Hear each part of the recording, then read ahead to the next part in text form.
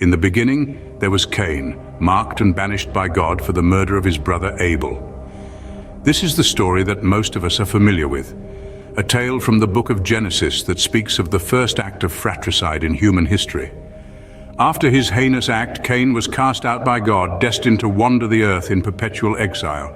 But this was not the end of his story. Despite his banishment, Cain went on to establish his own city, named after his son Enoch. This city of Enoch, however, is shrouded in mystery. The Bible offers little information about its whereabouts, its fate, or the life of its founder after its construction.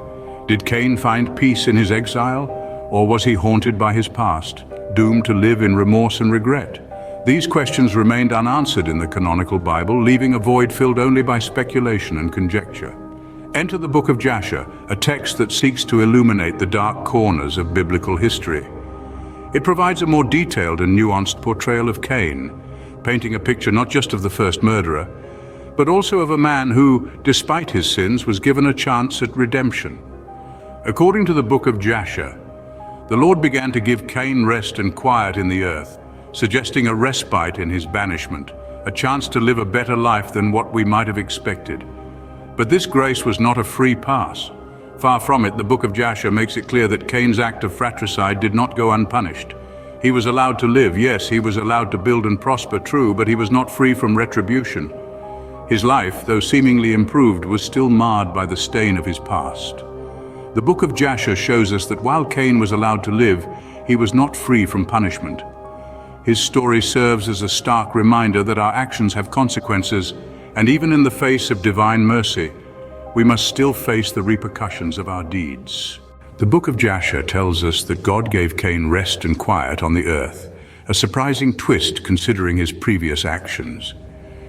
In this somewhat unexpected turn, the narrative shifts to show us a different side of Cain's life post-banishment. Rather than the perpetual wanderer we might expect, Cain is shown to find a certain level of peace and stability.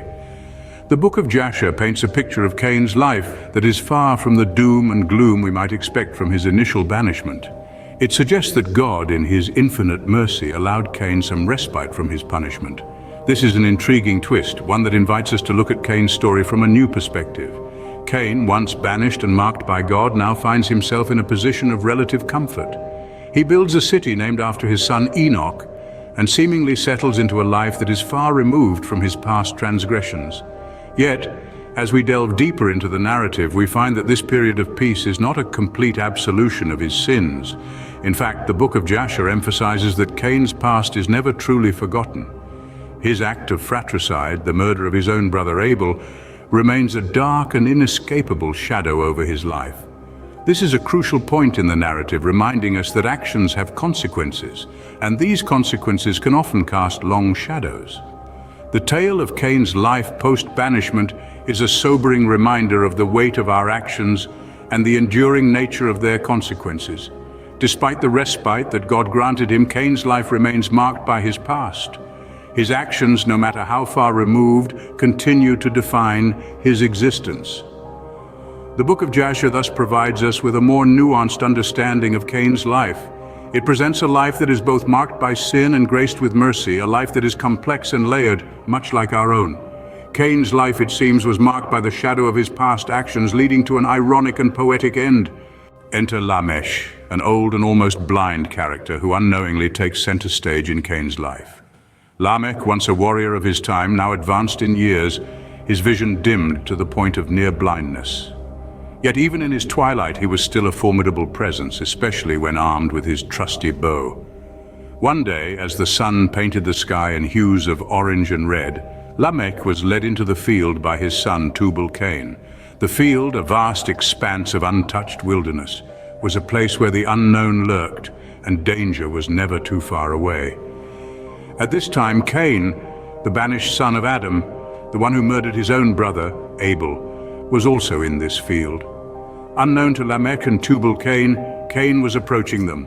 From a distance, he was nothing more than a silhouette against the setting sun, an unidentified entity moving closer. Tubal-Cain, young and unfamiliar with the face of Cain, felt a surge of fear. "There's someone there," he stammered, his voice trembling with uncertainty and fear. Believing in the adage, better safe than sorry, Tubal-Cain urged his father to ready his bow. Though his eyesight was failing, Lamech trusted his son's instincts and prepared to shoot. With every ounce of his remaining strength, Lamech let loose arrow after arrow into the approaching entity. The arrows found their mark, piercing Cain's chest. Unbeknownst to Lamech and Tubal-Cain, they had just struck down the first murderer of mankind. As the life ebbed from Cain's body, he fell to the ground, the earth opening its mouth to receive his blood, just as it had done for his brother Abel. The irony of Cain's end was not lost on the divine powers. The first murderer had been slain, echoing the very act that had marked him. Yet it was not an act of vengeance, but one born out of fear and misunderstanding. Cain, the first murderer, was struck down unknowingly by another, a fitting end, you might say. In the aftermath of Cain's death, there was remorse and regret.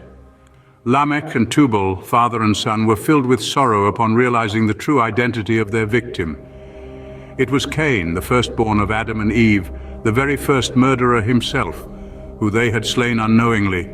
Their hearts sank, their hands trembled, and the weight of their actions bore heavily on them. Tubal tried to console his father, but Lamech was inconsolable. He had become a murderer just like Cain, a fact that was too bitter to swallow. Yet even in his death, God's forgiveness for Cain was apparent. The Lord had forgiven him, yet allowed him to die in a manner corresponding to his own wickedness. It was a poetic end, a full circle for the man who had committed the first act of murder. In the end, both Cain and Lamech, two men separated by generations, became bound by the same thread of murder, a cycle that started with Cain himself.